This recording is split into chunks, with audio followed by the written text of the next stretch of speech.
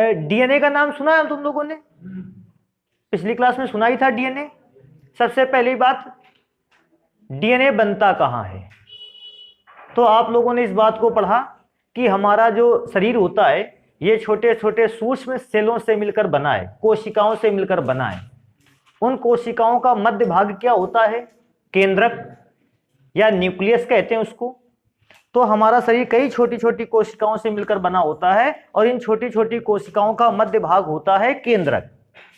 और बेटा केंद्रक जो होता है उसमें एक विशेष प्रकार का केमिकल पाया जाता है, क्योंकि एक विशेष प्रकार का एसिड पाया जाता है, केमिकल पाया जाता है। उस विशेष प्रकार के केमिकल या एसिड को कहते हैं न्यूक्लिक एसिड। अब क्योंकि न्यूक्लिक एसिड इसका नाम क्यों पड़ा? क्योंकि ये सेल के न्यूक्लियस केंद्र में पाया जाता है, न्यूक्लिक एसिड हमने इसका नाम दिया। फिर हम लोगों ने चेक किया क्या कि प्रमुख रूप से न्यूक्लिक एसिड कितने प्रकार के होते हैं। तो बेटा हमें यह पता चला कि न्यूक्लिक एसिड्स को मैं अगर चेक करता हूं हमें दो प्रकार का मिलता है, पहला डीएनए और दूसरा आरएनए। डीएनए होता था डीऑक्सीराइबो न्यूक्लिक एसिड, मैंने कहा था राइबो की जगह पर राइबोस लिखा है तो भी उससे प्रॉब्लम नहीं है किसी भी बात की। और दूसरा होता है आरएनए, राइबोस न्यूक्लिक एसिड या राइबो न्यूक्लिक एसिड। तो न्यूक्लिक एसिड कोशिका के केंद्र में पाया गया, ये दो प्रकार का हुआ, डीएनए और आरएनए। तो बेटा अभी डीएनए और आरएनए को अलग अलग पढ़ने से पहले हम सबसे पहले न्यूक्लिक एसिड को, चाहे वो डीएनए हो चाहे वो आरएनए हो, हमने उसका जल अपघटन करा के चेक किया। हमने सोचा कि अगर हम डीएनए या आरएनए में से किसी को, ना तो डीएनए का नाम लेंगे ना आरएनए का नाम लेंगे, तो हम दोनों का नाम एक साथ लेना चाहते हैं तो क्या बोले? न्यूक्लिक अम्ल। क्योंकि न्यूक्लिक अम्ल बोलने में डीएनए भी आ जाएगा और न्यूक्लिक अम्ल का नाम बोलने पर कौन आ जाएगा? आरएनए भी आ जाएगा। तो हमने डिफरेंट टाइप के न्यूक्लिक अम्ल का क्या कराया? जल अपघटन। जल अपघटन मतलब समझते हो? उन न्यूक्लिक एसिड को जल में घोलकर न्यूक्लिक एसिड को कई भागों में विभाजित करना। और बेटा जब मैंने न्यूक्लिक एसिड को जल में घोलकर उसे विभाजित करना स्टार्ट किया, चाहे डीएनए को जल में घोलकर उसे अपघटित करो, चाहे आरएनए को जल में घोलकर उसे अपघटित करो, हमें तीन प्रकार के मुख्य कंपाउंड मिले। ध्यान रखना है कौन कौन सा? पहला फॉस्फोरिक अम्ल, दूसरा कहता है राइबोस शर्करा, दूसरा शर्करा, और तीसरा हमको मिला नाइट्रोजनी क्षार। फिर से ध्यान रखना, देखो मैं इस बात को दोबारा रिपीट करता हूं कि अगर किसी भी आप न्यूक्लिक एसिड को, चाहे डीएनए को और चाहे आरएनए को, जब जल अपघटन कराते हो तो आपने पढ़ा जल अपघटन क्या होता है? कोई भी कंपाउंड अलग अलग भागों में ब्रेक हो जाए। तो डीएनए आरएनए भी अलग अलग भागों में ब्रेक हुआ, और जब मैंने उन अलग अलग भागों को चेक किया तो मुझे पता चला कि ये तीन पार्ट में डिवाइड होता है। पहला पार्ट फॉस्फोरिक अम्ल का, दूसरा पार्ट शर्करा का, और तीसरा पार्ट हुआ जाके नाइट्रोजनी क्षार का। कुछ किताबों में नाइट्रोजन युक्त क्षार लिखा हुआ है, उससे भी कोई समस्या नहीं, उसी नाइट्रोजनी क्षार को नाइट्रोजन युक्त क्षार बोला गया। तो मैं क्या सोचता हूं, मैं यहां पे लिख देता हूं। देखो क्या लिखते हैं, देखो बेटा थोड़ा सा इंपॉर्टेंट रहेगा यहां पे कि जो न्यूक्लिक एसिड होता है ये तीन चीजों से मिलकर बनता है, तीन रसायनों से मिलकर बनता है, रसायनों से मिलकर बनता है। ये फर्स्ट नंबर है। कौन कौन सा तीन रसायनों से मिलकर बनता है? पहला फॉस्फोरिक अम्ल, फॉस्फोरिक, बेटा जहां समझ में ना आए हमको बताना। दूसरा भाग क्या मिला हमको? शर्करा। और बेटा जब उस न्यूक्लिक एसिड का जल अपघटन कराया तो जो तीसरा भाग हमको मिला वो मिला नाइट्रोजनी क्षार। एक बात यार तुम लोगों से पूछना चाहेंगे, न्यूक्लिक एसिड का मतलब किसकी बात होती है? केवल डीएनए, केवल आरएनए, या दोनों की? दोनों की बात होती है। तो इस बात को थोड़ा सा कंफर्म करना चाहते थे हम। तो हमने जैसे ही देखा कि न्यूक्लिक एसिड जो है वो तीन रसायनों से मिलकर बना है। क्यों? क्योंकि जल में अपघटित होकर तीन भागों में टूटता भी था। पहला फॉस्फोरिक अम्ल, दूसरा शर्करा और तीसरा नाइट्रोजनी क्षार। हम इन तीनों को अलग अलग पढ़ते हैं। सबसे पहले हमने स्टार्टिंग की फॉस्फोरिक एसिड को पढ़ना। तो बेटा फॉस्फोरिक एसिड की संरचना हम लोगों ने बना रखी है। बनाने का तरीका कैसे है फॉस्फोरिक एसिड का? फास्फोरस की वैलेंसी 5 होती है। फास्फोरस के फास्फोरिक एसिड में फास्फोरस के साथ एक ऑक्सीजन डबल बॉन्ड के साथ, बाकी 3 ऑक्सीजन सिंगल बॉन्ड के साथ जुड़े हुए हैं। लेकिन तीनों सिंगल बॉन्ड ऑक्सीजन के पास एक एक कौन सा परमाणु है? हाइड्रोजन परमाणु। और इसका पूरा फॉर्मूला बोलेगा तो लिखेंगे हम H3PO4। तो इसको ध्यान रखना, फास्फोरिक एसिड पहला केमिकल हो गया जो डीएनए और आरएनए के ब्रेक होने से बना। P डबल बॉन्ड O, एक ऑक्सीजन P के साथ डबल बॉन्ड, बाकी के 3 ऑक्सीजन कौन से बॉन्ड से जुड़ेंगे? सिंगल से, जिन पर एक एक H अवेलेबल रहेगा। तो फास्फोरिक एसिड हो गया। तो पहला मैंने भाग पढ़ लिया कि फास्फोरिक एसिड। दूसरे भाग पर चलते हैं जिसका नाम है शर्करा। तो जब मैंने न्यूक्लिक एसिड का जब गठन कराया मुझे 2 प्रकार की शर्करा मिली, एक डीऑक्सीराइबोस शर्करा और दूसरी राइबोस शर्करा। ये 2 प्रकार की शर्कराएं हमको मिली। तो बेटा उनके दोनों के फॉर्मूले मैंने बना रखे हैं। देखो मैं पहले पढ़ के सुनाता देता हूं कैसे बनाना है। आप पंचभुजी आकृति बनाओगे। पंचभुजी आकृति कुछ इस हिसाब से,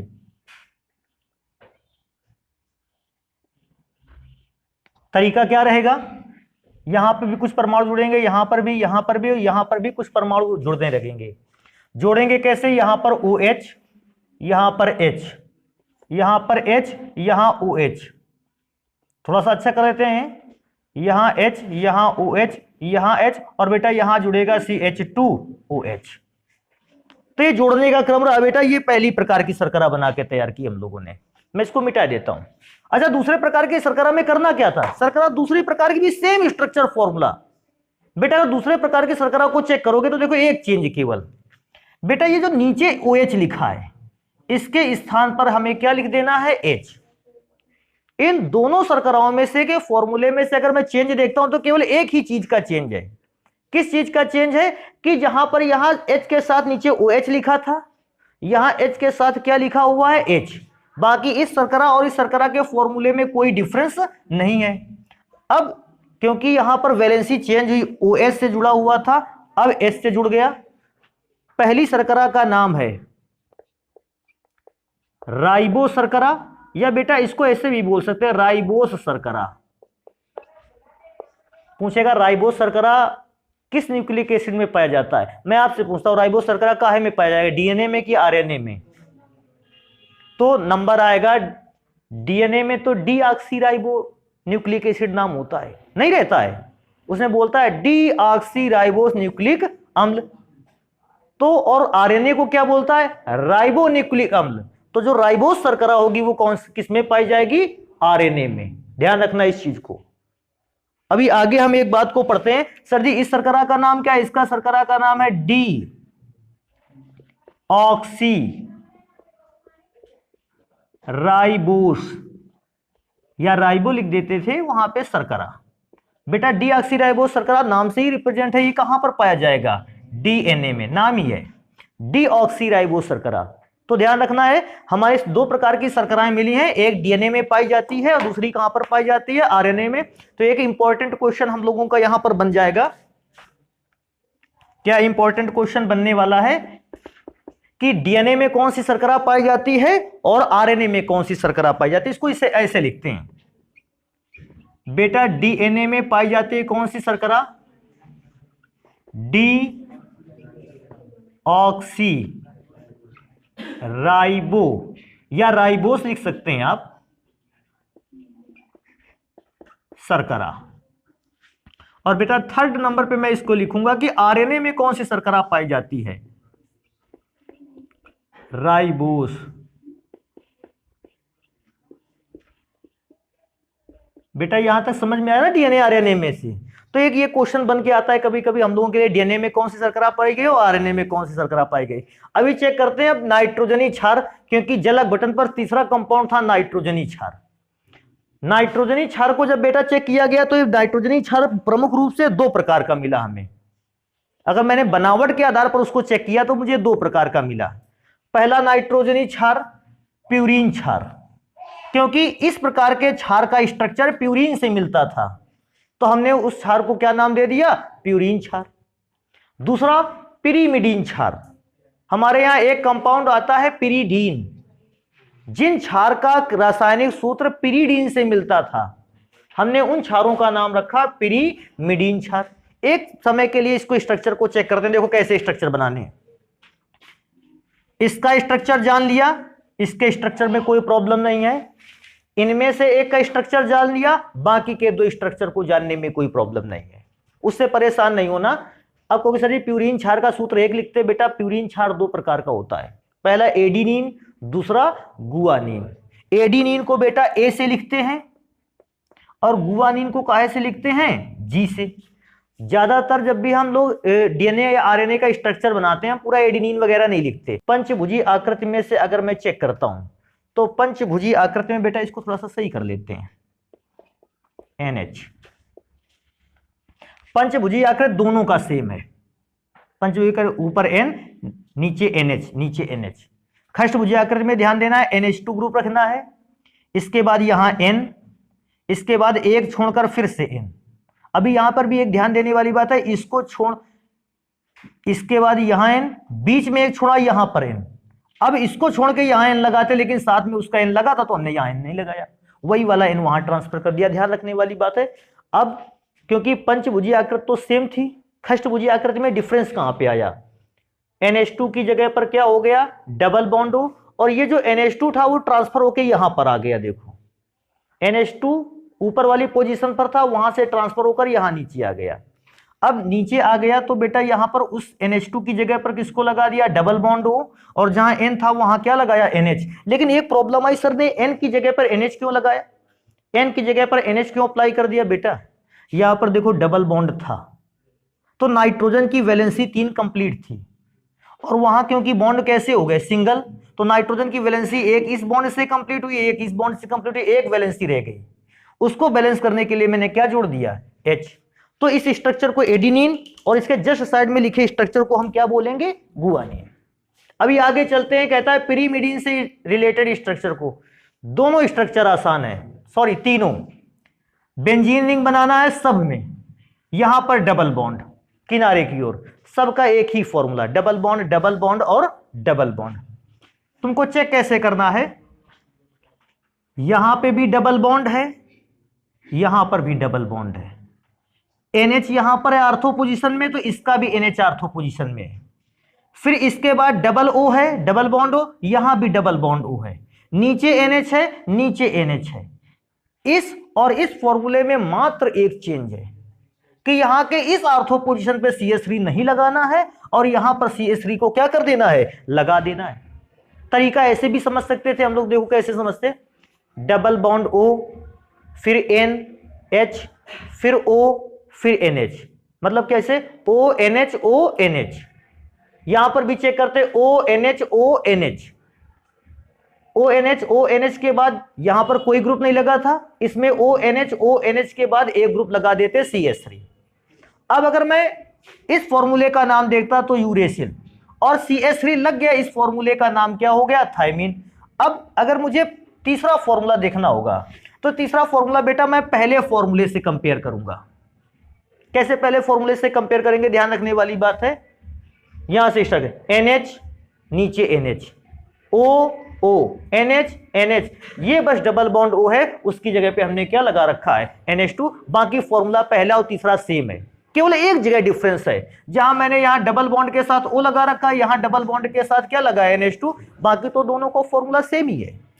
तो इस प्रकार से बेटा यूरेसिल, ये फॉर्मूला थायमीन का है और ये फॉर्मूला किसका है, साइटोसिन का।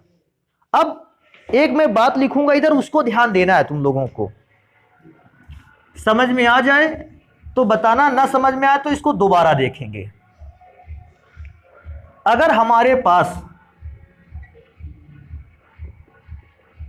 शर्करा और क्षार को आपस में मिलाया जाए, या ऐसा कह दे कि शर्करा क्षार के साथ कॉम्बाइन हो गई है, तो बनने वाले केमिकल को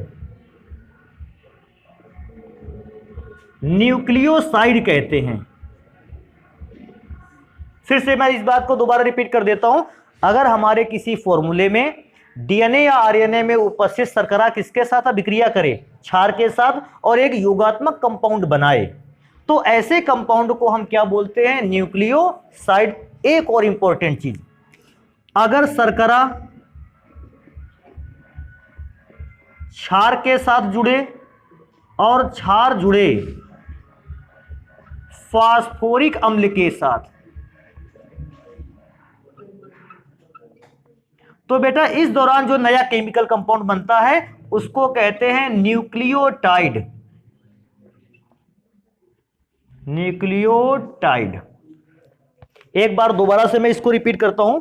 सबसे पहले न्यूक्लियोसाइड क्या होता है कहेगा, तो हम इसको बताएंगे जब शर्करा और क्षार के मॉलिक्यूल आपस में जुड़ते हैं तो जो कंपाउंड बनकर तैयार होता है उसको नाम क्या देते हैं, न्यूक्लियोसाइड। लेकिन जब शर्करा, क्षार और फॉस्फोरिक एसिड के मॉलिक्यूल आपस में जुड़ते हैं तो किसका निर्माण होता है, न्यूक्लियोटाइड का। अब एक और इसी में से आगे बात, जब मैं इसको ऐसे लिखता हूं, जब बहुत से न्यूक्लियोटाइड आपस में जुड़ते हैं,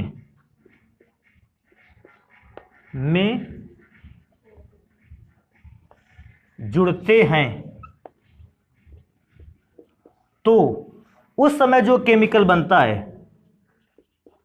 तो जो पदार्थ बनता है उसे पॉली न्यूक्लियोटाइड कहते हैं, उसे पॉलीन्यूक्लियोटाइड।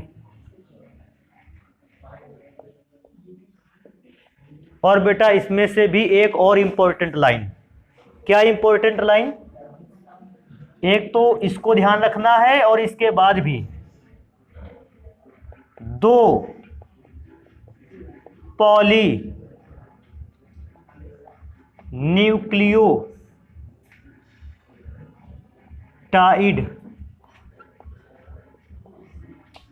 श्रृंखलाएं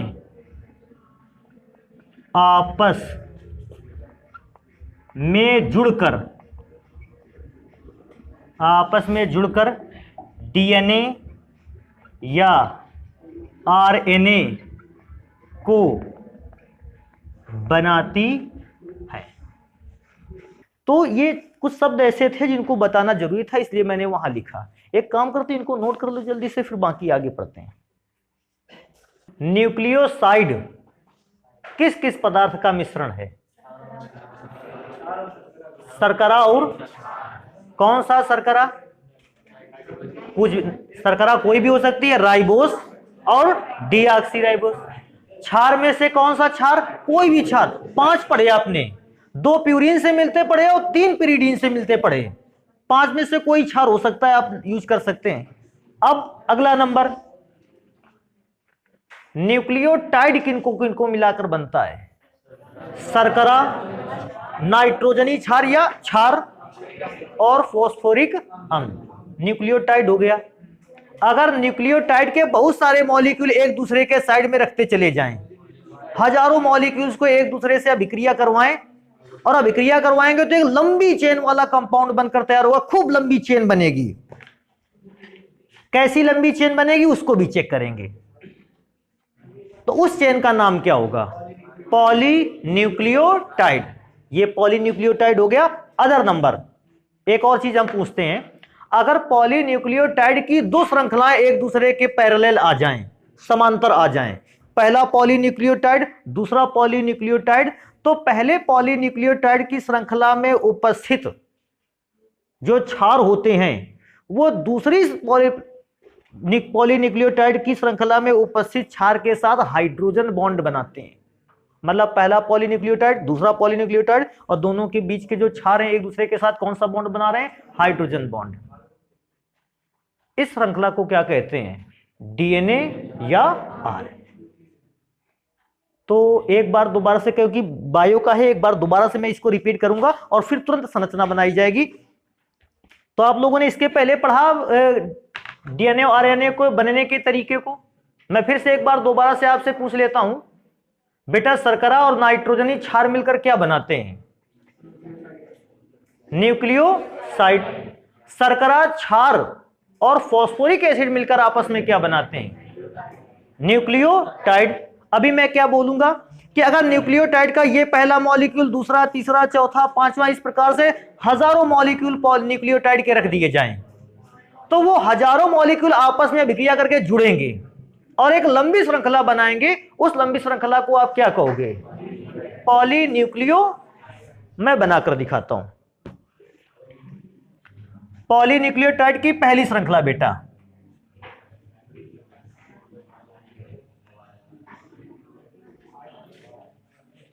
अच्छा, अभी मैंने क्या बताया?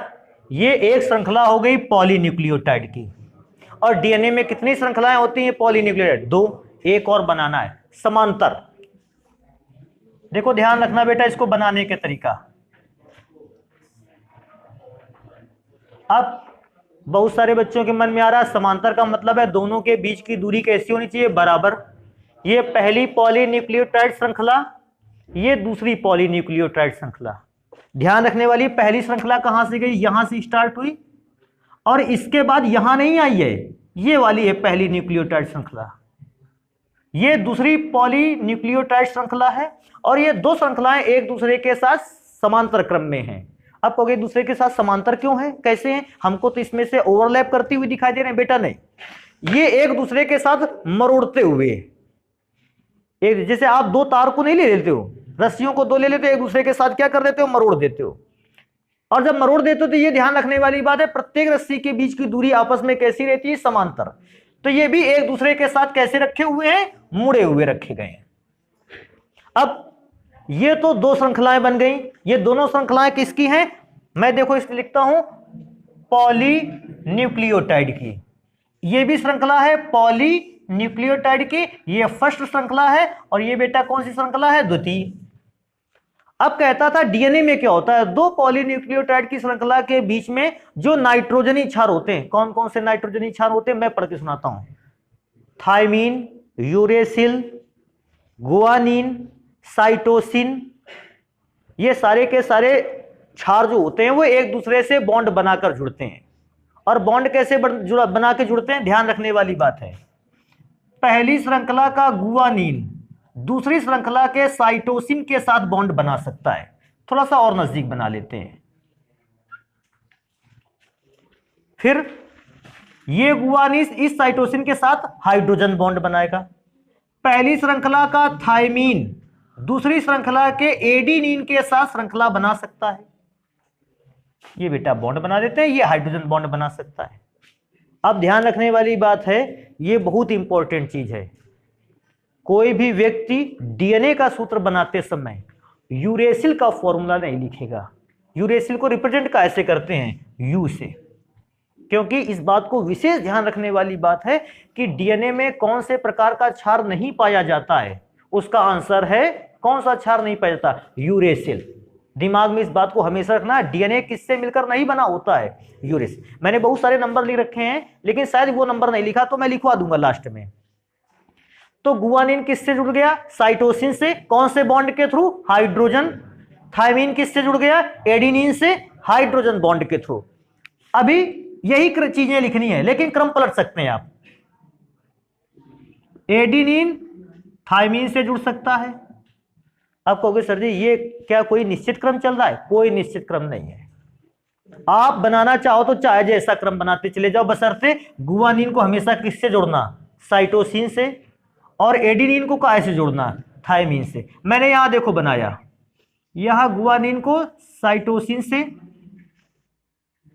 फिर साइटोसिन को गुआनिन से, फिर बनाना चाहो एडिनिन को थायमीन से, फिर का चाहो तो गुआनिन को साइटोसिन से, फिर बनाना चाहो एडिनिन को या थायमीन को एडिनिन से।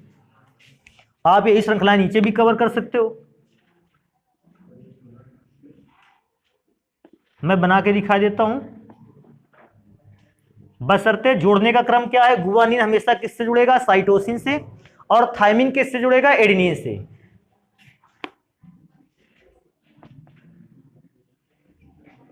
अच्छा देखो मैं एक चीज लिख रहा हूं, ये सही है कि गलत है?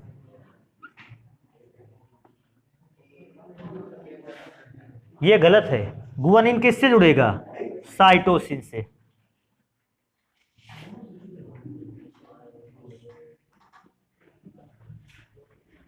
बेटा नीचे वाली श्रृंखला पे भी थोड़ा सा बना देते हैं।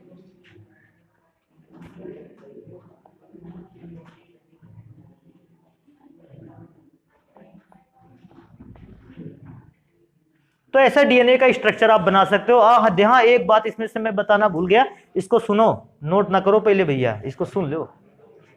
कहोगे सर जी ये सब उल्टे सीधे क्रम में आपने जोड़ रखे हैं। जब पाए है आपने पहले का एडेनिन दूसरे के थाइमिन से जोड़ दिया, आप जब पाए पहले का गुआनिन दूसरे के साइटोसिन से जोड़ दिया।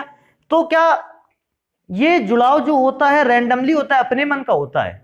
बेटा चित्र में आप अपने मन से बना सकते हो, चाहे जिसको चाहे जिससे जोड़ दो, लेकिन इस बात को हमेशा ध्यान रखें, ह्यूमन बॉडी पर यह पैटर्न निश्चित होता है। आपकी बॉडी पर इन जुड़ाव का जो क्रम होगा वो निश्चित होगा। डीएनए फिंगरप्रिंटिंग की पहचान इसी क्रम से होती है। इसी क्रम को कहा जाता है डीएनए कोड। और इस दुनिया में जुड़ने का क्रम इस दुनिया के हर व्यक्ति का अलग है और हर एक जानवर का अलग है, जीव का अलग है, जंतु का अलग है। तभी तो एक व्यक्ति की पहचान आसानी से की जा सकती है। फिर मैं दोबारा से इस बात को रिपीट करूं, देखो चित्र में आप देखो कोई भी क्रम लिख सकते हो, रीजन है आप इसलिए कोई भी लिख सकते हो क्योंकि प्रत्येक व्यक्ति में यह क्रम अलग अलग होता है। तो किसको पता यह किस व्यक्ति का है? लेकिन ध्यान रखना, वास्तव में आपकी बॉडी पर जो डीएनए पाया गया होगा उनमें गुआनिन के साइटोसिन, थायमिन के एडेनिन, इसका जैसे कोई हमसे पूछेगा भी कि इसका कोड क्या है, कोड कैसे हम लोग समझेंगे इसका कोड है GCTAAT। ये एक कोड बना जाके कैसे GCAT सॉरी TA और AT, ये कोड बना। आपके अंदर का भी ये कोड होगा अलग, हमारे अंदर भी ये कोड होगा, लेकिन हमारा कोड आपके कोड से मैच नहीं करेगा। इस प्रकार से कोड की मैचिंग कहां तक नहीं होगी? इस दुनिया में जितने भी जीव जंतु, जितने भी मनुष्य हैं, उनमें होंगे यही क्षारक, लेकिन कोडिंग किसी की मैच करने वाली नहीं। हमारी जो कोडिंग है ये लाखों वर्षों तक नहीं चेंज होगी और तब तक हमारा काम खत्म हो चुका होगा। किसी जीव जंतु की कोडिंग जो है डीएनए की, वो भी लाखों वर्षों तक चेंज नहीं होगी, तब तक वो भी खत्म हुआ होगा। अभी ध्यान रखने वाली बात है, अब हम इसकी कुछ विशेषताएं पढ़ के सुनाते हैं। फिर मैं एक बात पूछता हूं, तुम लोगों से रिपीट करते हैं इस बात को। चित्र में तो आपने जिसको पाया उसको बना दिया, लेकिन ये जो कोडिंग है, क्या कभी दो व्यक्तियों के लिए एक ही कोडिंग हो सकती है? नहीं। अगर किन्हीं दो व्यक्तियों के लिए एक कोडिंग हो गई, इसका मतलब वो दो नहीं व्यक्ति हैं, बल्कि कितना व्यक्ति है? एक। ये भी ध्यान रखने वाली बात है। इस दुनिया में डीएनए की कोडिंग हर व्यक्ति के लिए अलग है। कोडिंग समझ गए कैसी है? ये कोडिंग हर व्यक्ति के लिए, हर जीव जंतु के लिए अलग है। तो ये कोडिंग का थोड़ा सा अर्थ आप समझिएगा। अब मैं डीएनए के कुछ लक्षण पढ़ के सुनाता हूं, फिर इसके बाद अपना नोट करें। देखो मैं इसकी लक्षण सुन के पढ़ता हूं मैं इसका। पहला है, कहता है डीएनए की संरचना की खोज किसने की थी? तो आता है वॉटसन और क्रिक ने की थी। यह पहला क्वेश्चन अपना तैयार हो जाएगा ऑब्जेक्टिव का, कि कभी हमसे पूछना है डीएनए की खोज किसने की, आप बताओगे वॉटसन और क्रिक ने की थी। अगला नंबर, इसमें दो पॉलीन्यूक्लियोटाइड श्रृंखलाएं होती हैं। बेटा ये वाली बात तो खुद समझ रहे थे, पॉलीन्यूक्लियोटाइड श्रृंखलाएं कितनी बनी हैं? दो। समझ पाए इस बात को? नेक्स्ट नंबर पे चलेंगे। कहता है दो पॉलीन्यूक्लियोटाइड श्रृंखलाएं होती हैं जिनमें से एक न्यूक्लियोटाइड श्रृंखला, बेटा एक न्यूक्लियोटाइड श्रृंखला किससे किससे न्यूक्लियोटाइड किससे किससे मिलकर बनता है? शर्करा, नाइट्रोजनी क्षार और फॉस्फोरिक अम्ल से। याद आया कुछ पुरानी बात? अभी 5 मिनट पहले पढ़ रहे थे। अभी नेक्स्ट नंबर पे चलेंगे। कहता है दोनों न्यूक्लियोटाइड श्रृंखलाओं के मध्य में कौन सा बॉन्ड पाया जाता है? देखो बेटा, ये पहली श्रृंखला, ये दूसरी श्रृंखला हो गई, इन दोनों के बीच में कौन सा बॉन्ड है? ये डॉट डॉट से हाइड्रोजन बॉन्ड को रिप्रेजेंट, समझ जाओगी इस बात को। तो दो पॉलीन्यूक्लियोटाइड श्रृंखलाओं के बीच में कौन सा बॉन्ड होता है? Hydrogen bond. अगला कहता है सी तथा जी। सी का मतलब है साइटोसिन तथा जी का मतलब है गुआनिन। एक दूसरे से 3 हाइड्रोजन बॉन्ड के थ्रू जुड़े होते हैं। यह भी एक चीज है। गुआनिन और साइटोसिन के जो मॉलिक्यूल होते हैं कितने हाइड्रोजन बॉन्ड के साथ जुड़े होते हैं? 3 हाइड्रोजन बॉन्ड के साथ जुड़े होते हैं। एक और इंपॉर्टेंट चीज कहता है, जबकि एडेनिन और थायमिन, बेटा एडेनिन और थायमिन के बीच में 2 हाइड्रोजन बॉन्ड होते हैं। वैसे बॉन्डिंग किसकी मजबूत है, गुआनिन और साइटोसिन के बीच की, कि एडिनिन और थायमिन के बीच की?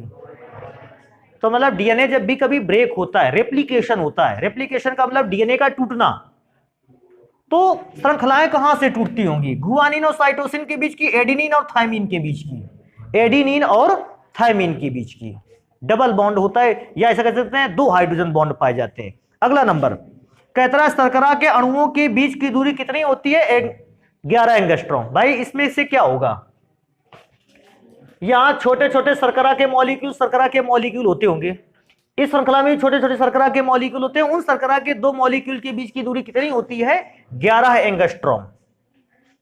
कहता है डीएनए का व्यास, व्यास बेटा क्या है, मैं यहां लिखता हूं, इसको थोड़ा सा हटाते हैं, ये डिस्टेंस क्या कहलाती है, व्यास, डायामीटर। तो यहां से लेके यहां तक के बीच की दूरी कितनी होती है, तकरीबन 20 एंगस्ट्रॉम। कुछ बुक में 21 एंगस्ट्रॉम भी लिखा गया है, तो आप समझते हो 1 एंगस्ट्रॉम की डिस्टेंस है, ये आसानी से मैच कर जाएगी। इसके एक चक्र की दूरी 34 एंगस्ट्रॉम होती है। चेक करते हैं एक चक्र कहां से स्टार्ट होता है। अगर मैं इधर वाले पॉलीन्यूक्लियोटाइड का चक्र लूं, यहां से स्टार्ट करते हैं बेटा, क्या ये एक चक्र हुआ, नहीं हुआ बेटा, यहां से यहां तो आधा चक्र हुआ, आधे से यहां तक जाएगा, पूरा चक्र कितना होगा, 1। मतलब यहां से यहां तक की दूरी कितने एंगस्ट्रॉम है, 34 एंगस्ट्रॉम। तो इसको बहुत ध्यान रखिएगा अब कि इसके एक चक्र की दूरी जो होती है वो 34 एंगस्ट्रॉम होती है। अच्छा यहां से लेंगे तो इसके आगे वाले के बीच की दूरी तक 34 एंगस्ट्रॉम होगी।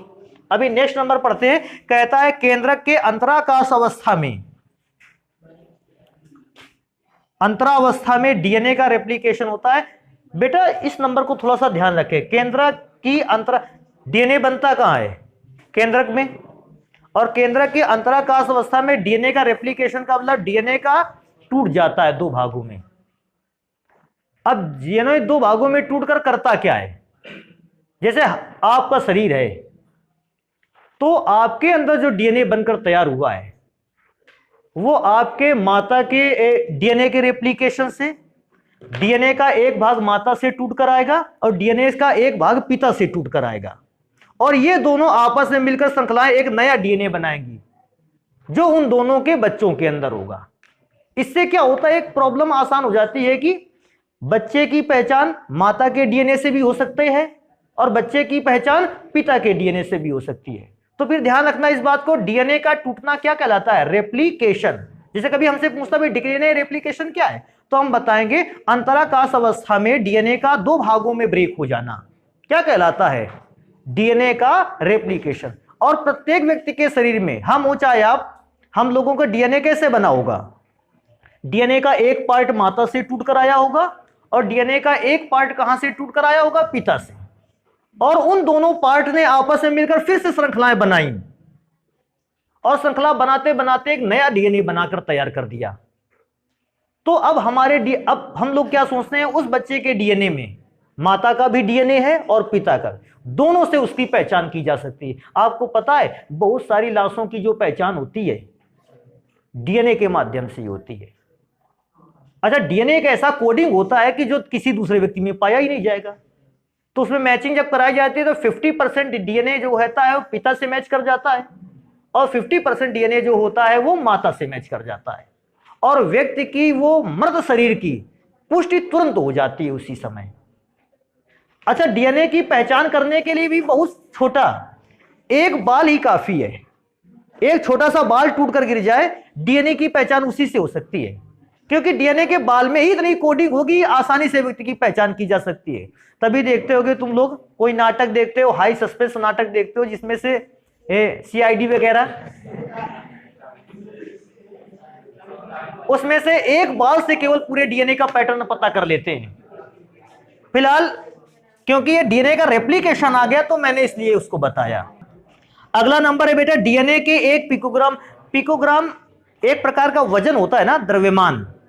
1 पिकोग्राम अगर डीएनए लेते हो तो उसका लंबाई कितना होगा, 31 सेंटीमीटर। आगे बेटा आपने देखा होगा एक चीज, मैं अब इस अगले नंबर को पढ़ता हूं। न्यूक्लिक एसिड में 2 प्रकार के क्षार थे, एक प्यूरीन और एक पिरीडीन। कभी कभी पूछ लेता है कि डीएनए में पिरीडीन क्षार कितना है, प्यूरीन क्षार कितना है।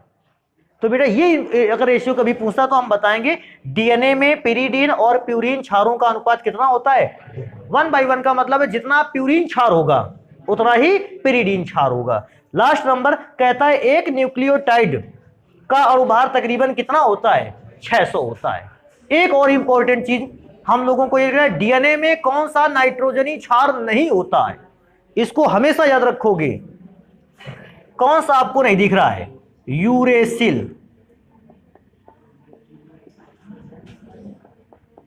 डीएनए नहीं पाया जाता। बेटा ये भी चीज ध्यान रखना, यूरेसिल जो होता है वो डीएनए में नहीं होता, आरएनए में अवेलेबल होता है। तो एक काम करेंगे, इनको जल्दी से नोट करेंगे, स्ट्रक्चर भी नोट करेंगे बेटा इसका।